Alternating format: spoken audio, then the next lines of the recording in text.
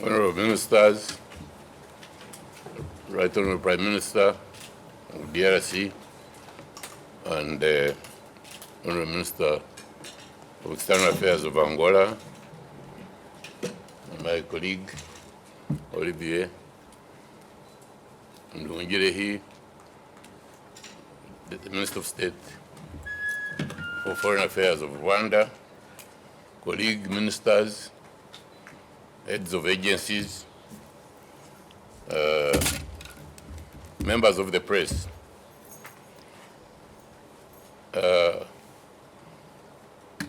We, under the facilitation of DRC and Angola, the delegations of Rwanda and Uganda held the second meeting of the ad hoc commission of the implementation of the Memorandum of Understanding of Rwanda-Angola, between the Republic of Uganda and the Republic of Rwanda. We are very delighted to receive the Rwandese delegation as well as our facilitators, and we held a meeting and had an agenda that reflects the main issues in the Memorandum of Understanding that was signed in Rwanda, which are largely the issues of refraining from actions conducive to destabilization or subversion in each other's country, to protect the rights and freedoms of nationals, resumption of cross-border activities, promote comprehensive cooperation, establish a technical ad hoc committee on implementation, and the extradition treaty between our two countries. We have had lengthy exchanges on all these topics and went into deep detail, and in some areas we found common ground, but on others we agreed that we shall consider them further and even consult our heads of state to see if we can continue to work upon them and eventually resolve them. Rwanda had its own issues which it raised, and Uganda raised its own issues and made proposals on how we can resolve them. But we believe that there is still room for further consideration of these mechanisms as well as methods of resolving these issues. It was pointed out by both delegations and agreed that in order to succeed, the most fundamental thing to restore is good faith and confidence in each other. And we have agreed that this is some common understanding that this needs to be done, and we should find ways of restoring goodwill and confidence between each other. The areas where we haven't found commonality will be further discussed, and indeed we will be talking to our different administrations to see how we can move forward.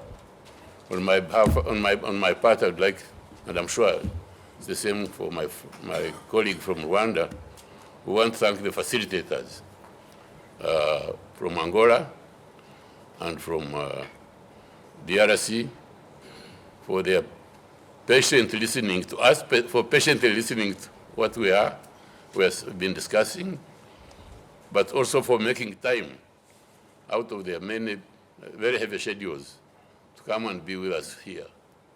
We believe that the issues that we have are resolvable, and want to assure you, you facilitators, that we'll continue to work on them with your guidance and support so that we can resolve them. I would now like to defer to my colleague.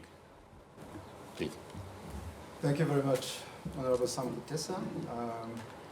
I want first of all to thank you for inviting us for this second meeting of the Ad hoc Commission on the implementation of the Rwanda MOU, and also for your hospitality and the facility availed to us.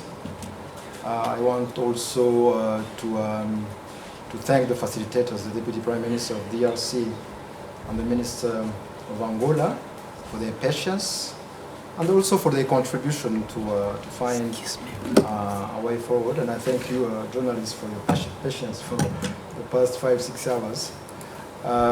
We have indeed a deep discussion on the issues that were in the Rwanda MOU signed on 21st of August, but also on the Kigali communique on 16th September.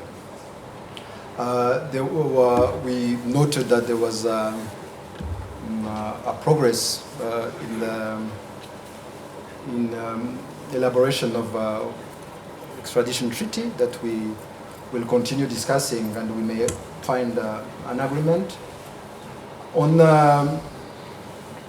the issues that were raised by Rwanda, but also that are in the two documents that we have already signed, mainly the armed groups that are operating here in Uganda and are getting support. We have discussed and we have provided information. We have provided names, and our counterparts in Uganda promised to look into the information that we have provided, because we believe as Rwanda that this is the core of this issue, or this crisis that we are facing. But we have had a frank discussion on this issue, and I want even to thank both the delegations for really the cordial but frank discussion. We have also addressed the issue of Rwandans who were arbitrarily arrested and illegally detained and also tortured in this country. We have also an exchange of views on this situation, and we didn't have an agreement on this issue, obviously, but this is an issue that we'll continue to talk about. And we have also talked about the issue of the hostile propaganda by the media, which is still going on. Even some point has increased since the last meeting in Kigali. So this was the second meeting, but we believe that since this commission, Ad hoc Commission, is a commission that was created by the Rwanda MOU, the Rwanda MOU that was established by heads of state, signed by heads of state in a quadripartite summit. We believe that we will consult our heads of state and agree on the way forward on different proposals that were put on the table, especially from the Rwandan side, because those three issues are important because they are, as I said, they are toxic in the relations between Rwanda and Uganda, and we hope that for the near future we could, as Minister Kutesa said, have good faith and goodwill to solve the issues that we have. Because as I said in the closed meeting, we don't need to multiply our meetings. we don't need to create commissions or to create this and that. We need just to solve, to have goodwill, good faith, to solve the issues that our people are asking about. Because we came here with a lot of expectation, and we have seen on social media that there is a lot of expectation of our people, of Rwandan people and Ugandan people, about this meeting. They want to be sure that tomorrow a Rwandan can come to Uganda for trade, can come to Uganda to visit relatives without a fear of being illegally arrested. And the people on our border want to be sure that they will live in peace without being threatened by armed groups that we have mentioned that are operating in Uganda. So we believe that we will continue this process and find a lasting solution for the people of our country, but also the people of East Africa. Thank you. Let me just add for a bit of the record. We also discussed issues that Uganda raised, issues like attempts to infiltrate our security agencies, issues like the closure of the border by Rwanda. We also talked about, as he says, Rwandans who have been arrested here for illegal activities and some of them deported. We have had each other's views, and I think we commit to see that we work on these issues.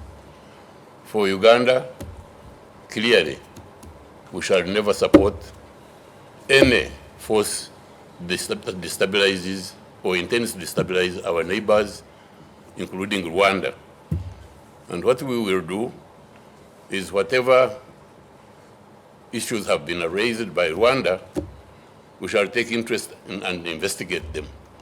We have proposed that there should be a joint verification mechanism where both of us look at each other's allegations and try to establish the truth, because we think this would be the basis of goodwill. That, I hope, will continue to be considered so that in the future, everything, we act on the truth. But as Olivier has said, we will consult our heads of state and come back and continue discussion on these issues.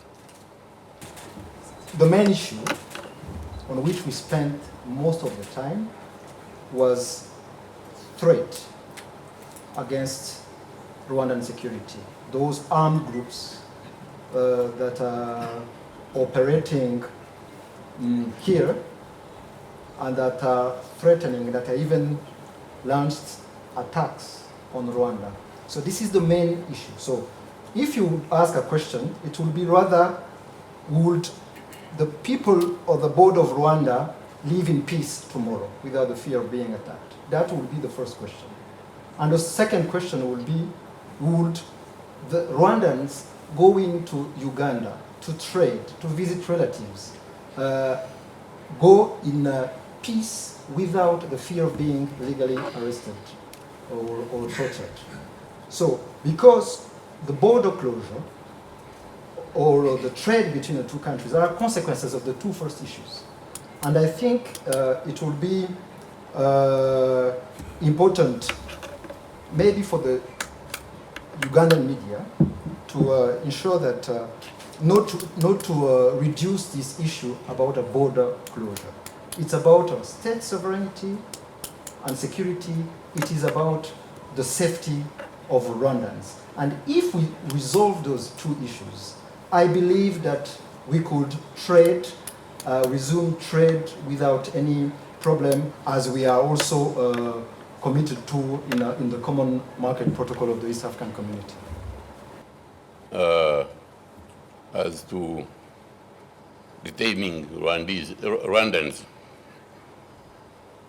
as I said in my opening remarks, one of the issues that Uganda raised was infiltration of Uganda security agencies by Rwanda government and its people. That issue has been discussed and will continue to be discussed. And that is the reason why people are detained, because we think that they had been on an infiltration exercise. But that one we shall continue to discuss and find ways around it.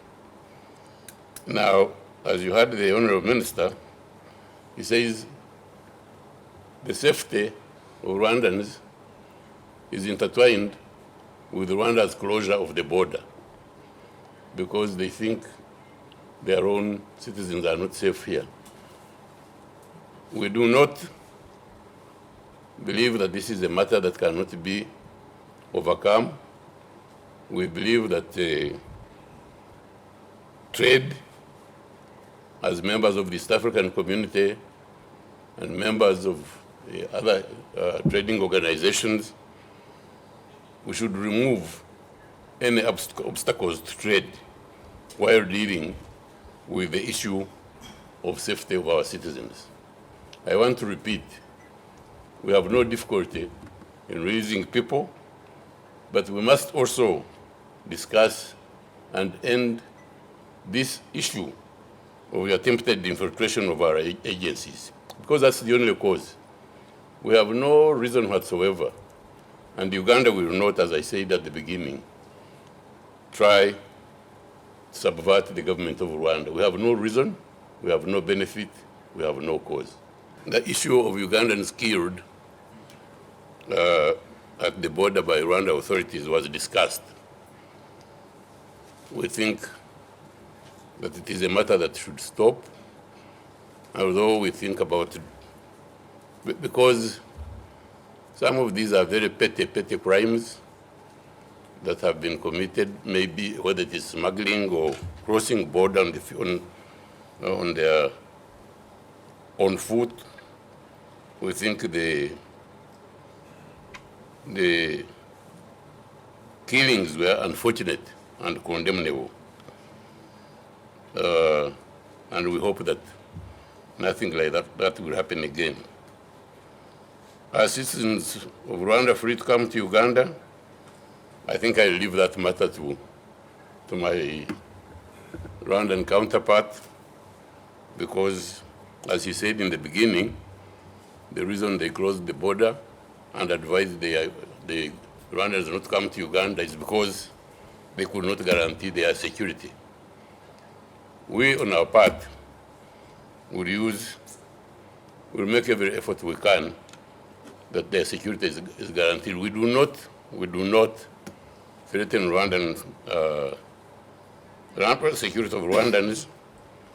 We only deal with those who have committed crimes or are a threat to national security. But what we commit to is to try and use due process in handling them. What have we agreed? We have agreed, that's the one for NVS. We have agreed that we should continue to work, as the minister said, on the extradition treaty and see that we can bring it into force. We have also agreed to further consult on issues with our heads of state, and this is what we have committed to. The others are still a subject of discussion, and we'll continue discussing them. Please. Thank you. Question on Uganda murdered, quote-unquote murdered at the border. This is an issue that we have discussed indeed, and we have well explained. Actually, we had communicated to our Ugandan counterpart when this regrettable incident happened. It is an issue of smugglers who were using non-official border posts at night, and who resisted arrests and attacked the police, so that the police had to defend itself. So this is an unfortunate incident, of course, those smugglers using panya routes at night didn't facilitate that situation, but it's unfortunate. It's an unfortunate situation, and we believe that we should work together, Uganda and Rwanda, to ensure that we promote trade, legal trade, and the use of legal border posts instead of allowing this kind of trade to happen. On the citizens of Rwanda, if they are not now free to come to Uganda, we should ask ourselves, why did we issue this travel advisory in February? Are the causes of this travel advisory now solved? So the situation is still there. We have, as you have heard from my colleague, we are yet to agree on the situation of Rwandans still being arrested and tortured in Uganda. Actually, this travel advisory was issued in February this year, but before that, we had spent, I think, more than a year working with our Ugandan counterpart on those individual situations of people arrested and illegally detained. So at some point we had to take our responsibility and ensure that we request our people not to put themselves in harm's way. So we are still discussing on this issue of Rwandans being arrested, and the moment, of course, we'll resolve that situation, then the free movement of people will resume. Regarding the border closure, we have stated in the meeting, actually, His Excellency President Kagame had said it in Rwanda after the signing of the Rwanda MOU, that when people who are business people, who are trading, who are carrying goods, are systematically arrested, are tortured. We have counted, I think the figure was discussed in this meeting, that since January 2018, we have more than 1,430 people who were dumped at the border, Rwandan border. When we have that situation, we can't say that it promotes trade when those people who are doing business in Uganda cannot do business in Uganda because they are arrested. This is, in our sense, a kind of border closure. So we need to first solve the issues, the causes of the situation, and then I think the trade, the free movement of people will resume between our two countries. So which issues have we agreed and what needs to be done? I think I agree with Minister Kutesa. We mostly agree that there is progress in the amendment of extradition treaty.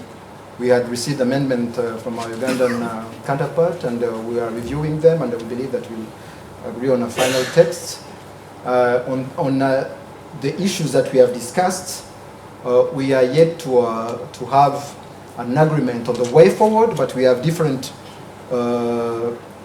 proposals that came from this meeting, and we will continue consulting with our heads of state and see on the way forward. Thank you.